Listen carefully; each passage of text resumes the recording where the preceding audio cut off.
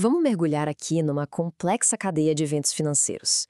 Uma que conecta os Estados Unidos, lá dos anos 20, com a ascensão do nazismo na Alemanha.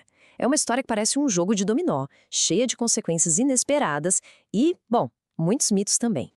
E a questão que não quer calar e que vai guiar a nossa conversa é essa: será que tudo isso foi um mero acidente da história ou uma arquitetura bem planejada? A resposta, olha, pode ser mais surpreendente do que parece. Então vamos lá, vamos entender isso direito. Para a gente conseguir responder essa pergunta, vamos seguir um caminho bem lógico.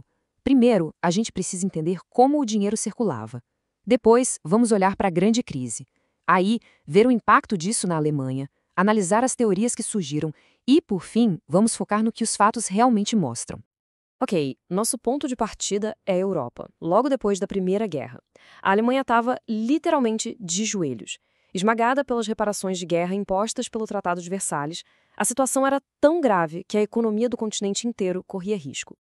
E aí, para evitar que tudo desmoronasse de vez, em 1924 surge o Plano Dawes.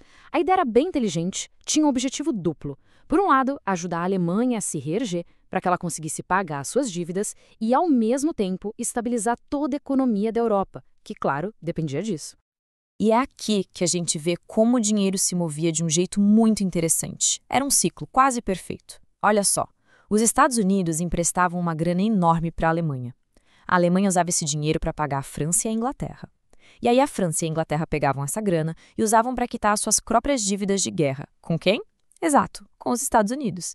O capital americano, no fundo, só dava uma volta pela Europa e voltava para casa. Olhando assim, parecia uma solução genial, né? Um sistema que se autoalimentava e mantinha a economia global girando. Só que essa dependência total de uma única fonte de dinheiro criava uma vulnerabilidade gigantesca. E então, o dominó caiu. Mas atenção a este detalhe que é crucial. Ele não caiu na Europa. O epicentro do terremoto foi em Wall Street. A crise de 1929 não teve nada a ver com a ajuda à Alemanha. Foi um problema interno do sistema financeiro dos Estados Unidos. O que aconteceu lá foi uma verdadeira febre. Especulação na bolsa como se não houvesse amanhã, crédito sendo distribuído a rodo e quase nenhuma regulamentação para frear isso. Era uma bolha, sabe? E ela foi crescendo, crescendo, num otimismo cego, até que, claro, estourou.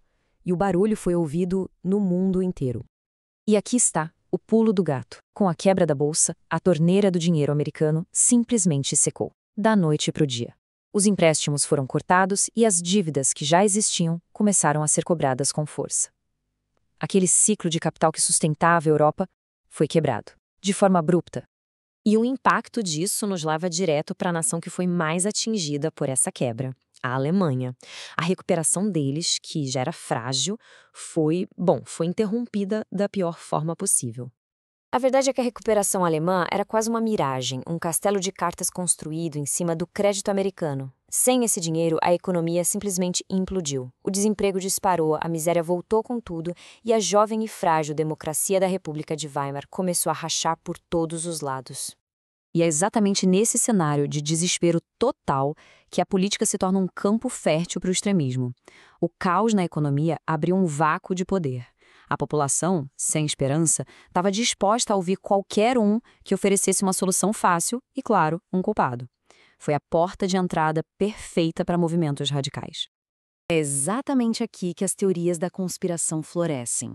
Porque vamos combinar, a sequência de eventos é tão precisa, tão perfeita, que muita gente se pergunta, isso foi mesmo um acidente? Uma coincidência infeliz? Ou foi um plano muito bem executado? Vamos dar uma olhada em alguns desses mitos.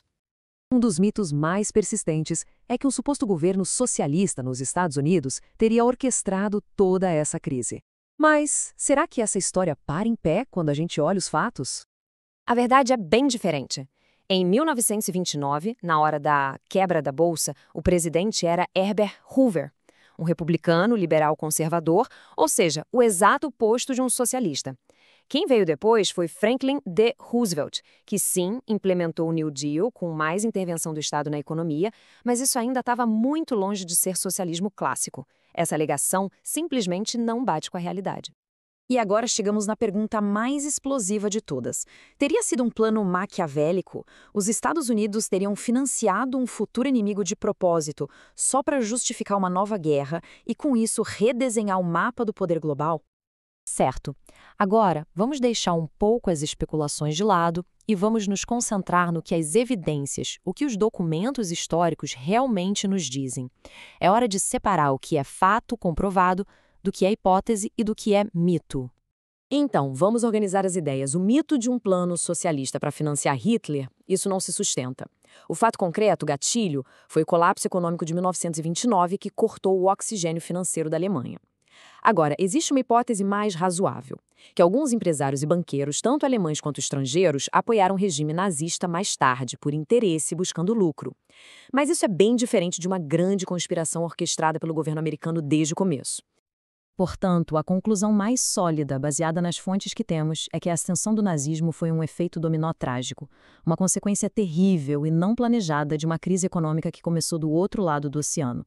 Não foi arquitetura, foi um acidente de percurso com consequências absolutamente devastadoras. E isso tudo nos deixa com uma reflexão final que é muito poderosa. Quantas vezes na história, as grandes viradas, as grandes mudanças políticas e sociais não foram resultado de planos geniais, mas sim de falhas econômicas inesperadas? É uma questão para a gente pensar em como o dinheiro e o poder realmente se conectam.